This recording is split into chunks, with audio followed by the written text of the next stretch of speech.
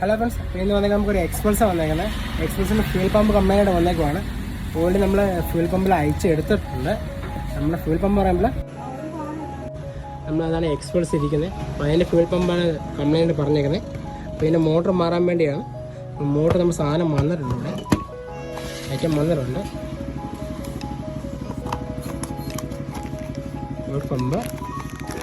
Pump filter ഉൾപ്പെടെയാണ് നമുക്ക് വരുന്നത്.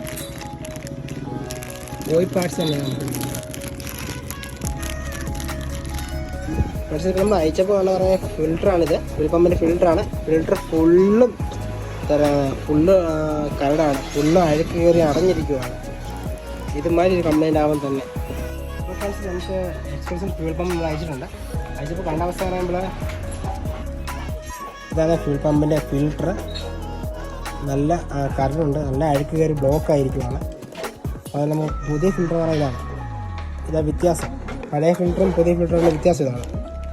നമ്മൾ ഇടയ്ക്ക് ഒരു മാക്സിമം ഒരു 15,000 കിലോമീറ്റർ ആകുമ്പോഴത്തേക്ക് ഫിൽറ്റർ അയച്ചൊന്ന് മാറുമോ വല്ലതും ചെയ്യണം. അല്ലെങ്കിൽ നമുക്ക് ഈ ഒരു മോട്ടറിനെ രക്ഷിക്കാൻ പറ്റിയ ഒറ്റ ഓപ്ഷൻ ഈ ഒരു filter maximum 15,000 kilometre filter replace ചെയ്യുന്നതാണ്. അല്ലെങ്കിൽ ഇടയ്ക്ക് അയച്ച് ചെക്ക് ചെയ്ത് നോക്കുക. ഒരു 15,000 കിലോമീറ്റർ ആകുമ്പോൾ അയച്ച് ചെക്ക് ചെയ്ത് നോക്കുക, ഫിൽറ്റർ എങ്ങനെ കൊള്ളാമില്ലോ നോക്കുക. കൊള്ളാമെങ്കിൽ നമ്മൾ കുഴപ്പമില്ല, അതിനെ അത് കൊള്ളത്തില്ലെങ്കിൽ മസ്റ്റായിട്ട് ആ ഫിൽറ്റർ മാറി കൊടുക്കുക. ഓടിപ്പോയ ഫിൽറ്ററിൻ്റെ വില ഒരു 250 രൂപ ആവുമായിരിക്കും, അതേ ഉള്ളൂ. അതിൽ കൂടുതൽ ആവത്തില്ല. ഓടിപ്പോയാൽ നമ്മുടെ മുടക്ക് ചിലപ്പോൾ ഒരു മണിക്കൂർ കൂട്ടി ചിലപ്പോൾ ഒരു 750 രൂപ. ഒരു 1000 രൂപ ആയാൽ പോലും നമുക്ക് ഈ ഒരു മോട്ടർ നമുക്ക് രക്ഷിക്കാൻ പറ്റും. കാരണം മോട്ടറിന് അധികം കരട് കയറത്തില്ല, മോട്ടർ മാക്സിമം ലൈഫായിരിക്കും. അതാണ് മെയിൻ കാര്യം. നമുക്ക് എന്തായാലും സെറ്റ് ചെയ്ത് നോക്കിയിട്ട് പറയാം.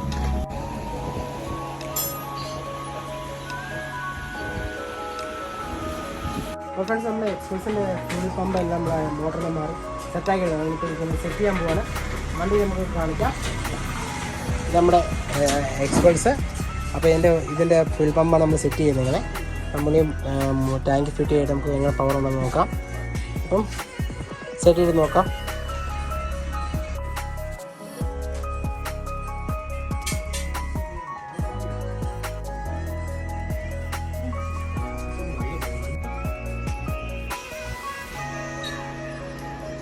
അപ്പോൾ ഫ്രണ്ട്സ്, നമ്മുടെ എക്സ്പൾസിൻ്റെ ഫ്യൂൽ പമ്പിൻ്റെ വർക്കെല്ലാം കഴിഞ്ഞിട്ടുണ്ട്.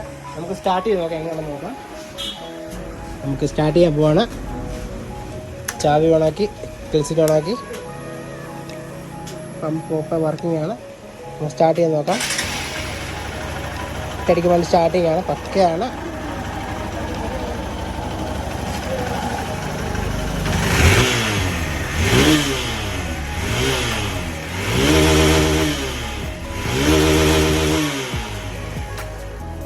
ഫുൾ പക്ക ഫിനിഷ് ആയിട്ടുണ്ട്.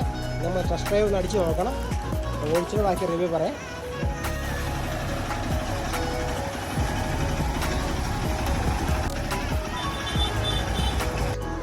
അപ്പോൾ ഫ്രണ്ട്സ്, നമ്മുടെ എക്സ്പൾസിൻ്റെ വർക്കെല്ലാം കഴിഞ്ഞിട്ടുണ്ട്. അത് ഫ്യൂൽ പമ്പിനെ വന്നേക്കുന്നത്. ഫ്യൂൽ പമ്പ് മോട്ടർ പക്ക റെഡി ആക്കിയിട്ടുണ്ട്. അപ്പോൾ കസ്റ്റമർ വീണ്ടും പന്തളം സൈഡിൽ നിന്നാണ് വന്നേക്കുന്നത്. അപ്പോൾ കസ്റ്റമർ അതിന് ചോദിക്കാൻ എങ്ങനെ കാര്യം കാര്യങ്ങളൊക്കെ ഉണ്ടായിരുന്നു. ഓക്കെ ആയിട്ടുണ്ടല്ലോ, കുഴപ്പമൊന്നുമില്ല.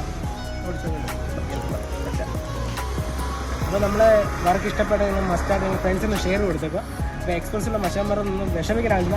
നമുക്ക് പക്കായിട്ട് സെറ്റാക്കി എടുക്കാൻ പറ്റും. വണ്ടിക്ക് പഴയ ടോപ്പിന് വണ്ടിക്ക് കിട്ടും. അങ്ങനെ കംപ്ലൈൻറ്റ് ഇഷ്യൂസൊന്നും വരില്ല. അപ്പോൾ നമ്മൾ ചെയ്യുന്ന ഫ്യൂൽ പമ്പിൻ്റെ വർക്ക് നമ്മൾ 1 മാസം വരെ മാക്സിമം വാറണ്ടി കൊടുക്കുന്നുണ്ട്. വണ്ടി നേരിട്ട് കൊണ്ടുവന്നതിന് നമ്മൾ സെറ്റ് ചെയ്ത് കൈ തരുന്നതാണ്.